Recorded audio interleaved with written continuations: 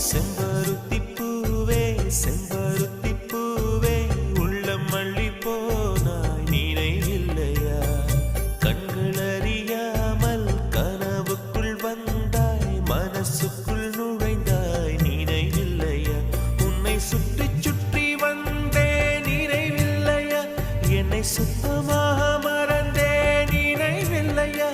அதை சொல்லத்தான் நினைக்கின்றேன் நான் சொல்லாமல் தவிக்கின்றேன் செம்பருத்தி பூவே